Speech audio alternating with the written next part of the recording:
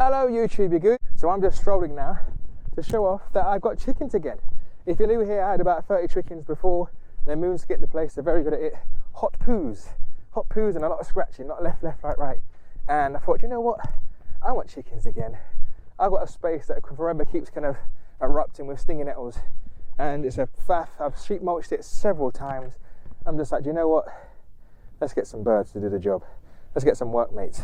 So I give you the new chicken area, which is the old Croft house.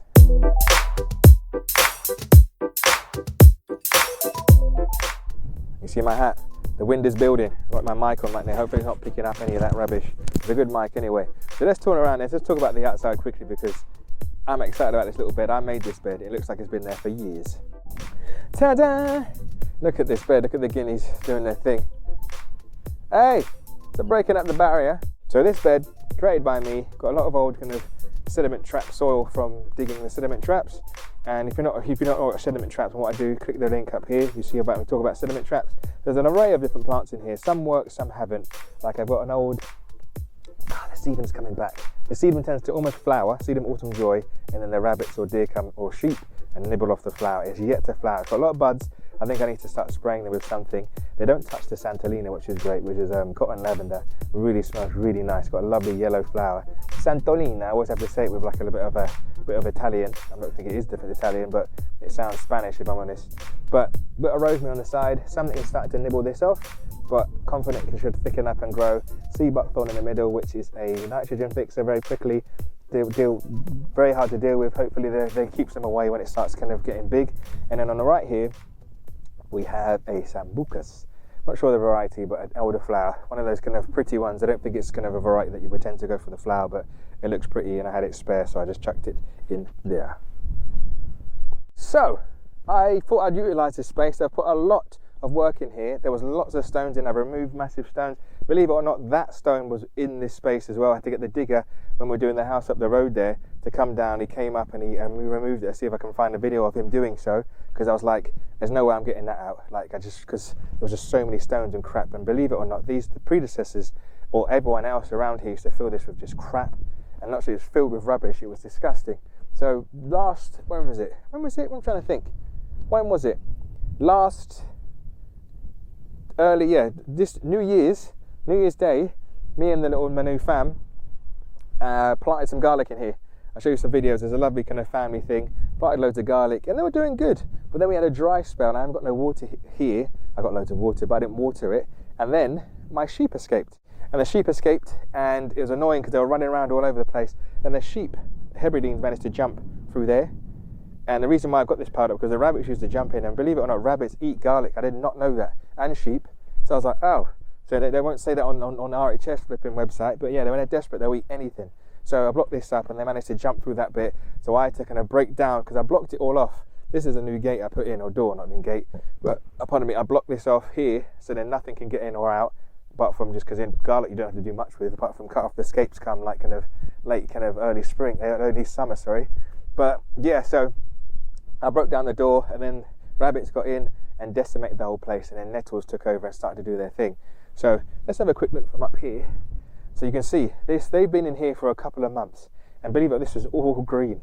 I try and find a picture and put it on the side here to remember because I took a picture to say kind of before and after thing. It just shows to show how quickly. And I got some old reduced food for them, and they're munching away so they can get their greens because they've just decimated the whole place. And I got a bit of a garden bed over here, but we're going to put some more plants in. But let's get inside. So we're in, and this pallet, so actually just 2 pallets. I've got some it's not even 2, I don't know what type of wood this is. How many size? 1, 2, 3, 4, 5, 6. I don't even know what that number is. Is that like septagon or something? Not pentagon, but hexagon. Is it hexagon? I don't remember. Anyways, I've got this weird funky wood that has offcuts. I didn't know what to use with it, so I've mashed it into the ground, banged it into the ground, and put 2 pallets on top. And I've weighed these guys down with lots of stones, and I've popped this up because in case the wind comes from this way, which it tends to do sometimes when it comes strong from the east, it has blown over. So I put this here, so there's a nice bit of rigidity to this, and just 1 pallet on top, because this is not a gate. I don't use this that often because I feed them by chucking the food over the top.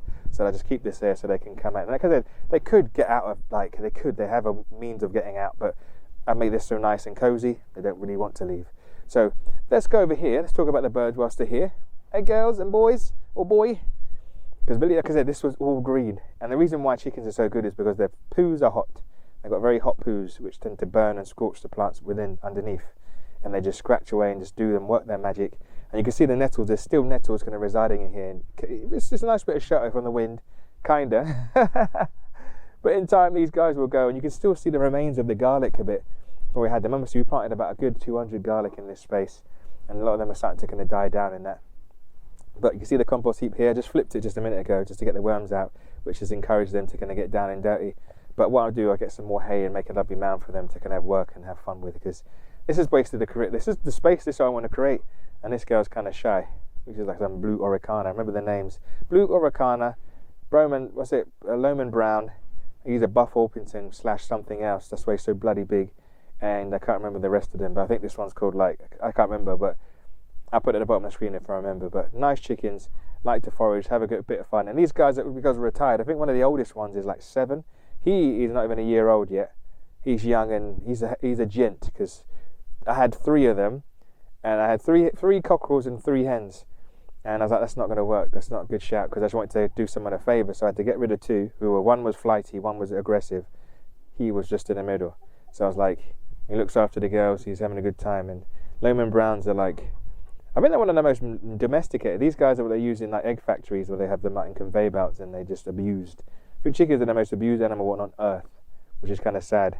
But these guys are having a good time, even though they can't get out, but they can sunbathe, hence why they were sitting there earlier.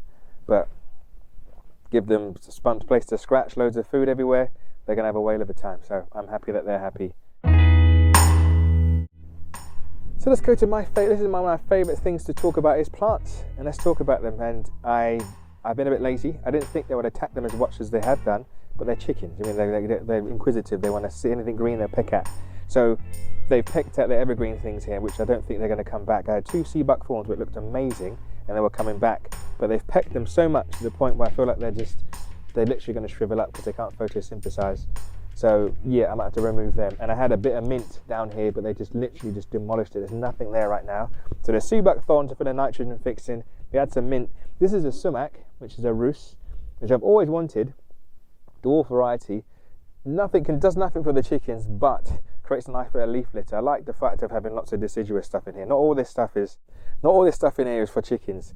I like some of this stuff too, because I want a nice garden. This is like a walled garden essentially, with basically scratchy, annoying flipping gardeners or workmates over here. So I need to put some more protection. But knowing that these guys will grow up big, because all the enrichment that the chickens are leaving, and they'll grow big, and then what they do, they'll drop their leaflet, and then it will encourage more worms to come back and stuff. So that's why I want them here, because I don't want to kind of put them out there. They get battered by the wind, and look, and they only exist and don't thrive, if you know what I mean. You want them to thrive in this space. If you've got a plant, put it in the best position. Like, you want it to be in the best position so it can give you the best back, and just prosper and just look good. You don't want a kind of a half-assed looking plant. So I just saw a rat. That's why I jumped. And that's why I want to talk about this. Let me flip you around. These walls are like 3 foot thick.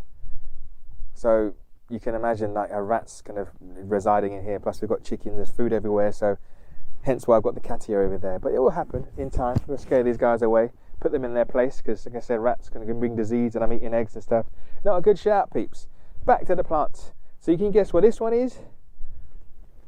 It's a fig. So I had a fig in the pallet garden, and it was doing good, but it was just kind of getting a bit battered and blown and stuff like that. So in time, what I want to happen is, south is this way, peeps. So the sun will come down, and then like this will kind of just grow up, and it potentially grow through the chimney, come out the top, and then I can train it across here, and it will just look amazing. It's just got a nice plant. It's still alive, so I scratched it earlier.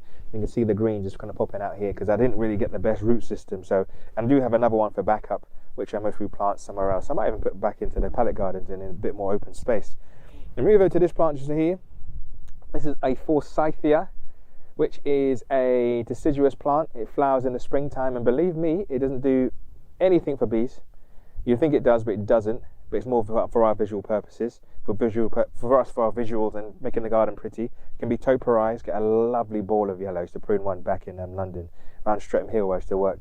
And basically the thing is, it's deciduous, like I've said before. It will drop and make a lovely leaf litter and encourage lots of worms and create that lovely space where kind of chickens to kind of reside in. This is new to me. It's a, what's it called? A Physocarpus nugget. I've never seen, I must have seen it, but I didn't really know what it was. But again, chicken friendly plant.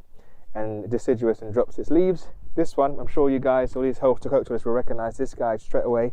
It's a Magnolia grandiflora, or evergreen magnolia.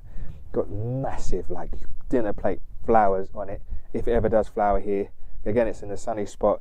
You see the chickens have been pecking at it. I think they're boredom, but I will protect this, and it's happy still. This has been planted since like August, and it's been like, what, December now, so it's still doing its thing. So what I will do is like put like a barrier across here, all the way across, and then block it up, just like make a generic rectangular bed just here, and just kind of protect it with chicken wire. Maybe even double it up so these guys can get established, and once they are established, then I can remove it, and then the chickens can use it to reside in like a little forest, because right now it's kind of a bit premature for them to be going in there and pecking away and scratching and stuff, because it's a pain in the bum, as you can see. They do protect and hide in there though, but again, if they want to hide from the wind coming from that way, go around there. So future plans is to have a bed come out here and jut out on this side, maybe just up to here, so I can get, so obviously the fence is going to come up to here, so maybe from this bananas peel is have another bed go all the way up and box off just here, maybe where the fork is just around here, and then I can chuck food over the top, and I'll make a compost heap just on this side. I'm going to have another bed on this side just here, another rectangular one, maybe on a big L shape, this bed come around this side and then butt up on that bit there, and have like compost heap just here, because then I can flip it and then roll it out, and when I do eventually get a gate, a proper gate, I can flip it out and wheelbarrow it and take it out into wherever it needs to be. So that's my plan for this area for the chickens. Nice and simple. And there's another elaborate plan I've got after this, but I'll tell you once I've shown them or showcased all what they've got in within this space. So let's show their little kind of the place where they can attend to sleep. And you might like to think this is overkill for chickens, but I used to get fed up. You see that rat? You see the rats there? That's how bad it's getting. So I was getting a bit fed up putting water in with the chickens, because they drink a hell of a lot, peeps. They drink a lot. Where was that soil come from? I didn't do that. And they've been digging in there. Nasty buggers.